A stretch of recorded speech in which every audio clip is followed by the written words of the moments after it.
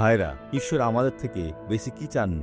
আসুন জিরেমীয় 3:13 পাঠ করি। কেবলমাত্র তোমার এই অপরাধ স্বীকার করো যে তুমি আপন ঈশ্বর সদাপ্রভুর বিরুদ্ধে অধর্মাচরণ করিয়াছ ও প্রত্যেক হরিৎপর্ণ বৃক্ষের তলে বিদেশীদের সহিত আপন আচার ভ্রষ্ট করিয়াছ, আর তোমরা আমার রবে অবধান করো নাই। ইয়া সদাপ্রভু কহেন।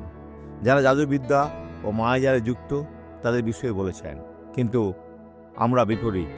আমরা ঈশ্বরের রবকে মান্য করি, আর তিনি আশীর্বাদ করতে চান। আমার বন্ধু, বাইবেল পড়ি, এই প্রকাশকে বুঝুন, আর আপনি জীবনে সফল হবেন। আসুন, যিনি আশীর্বাদ পেয়েছেন তাকে দেখি। 3 বছর আগে আমি ভ্যাকসিন নিয়েছি। কোভিডের জন্য? হ্যাঁ। তাতে কিছু হয়েছিল?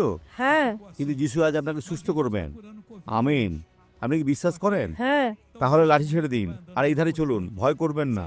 পাস্টার আপনাকে অনুসরণ করছে, ভয় করবেন না। দৃঢ়ভাবে চলুন, বড়বা ফেলুন।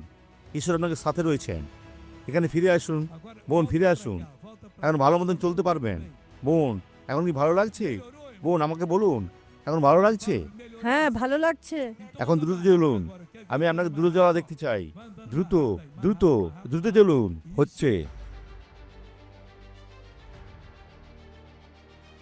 আসুন প্রার্থনা করি।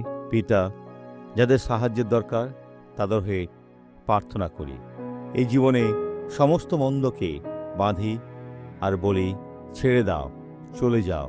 এই জীবনকে আর বিরক্ত করবে না, চলে যাও। যিশুর নামে ঈশ্বর আশীর্বাদ করুন।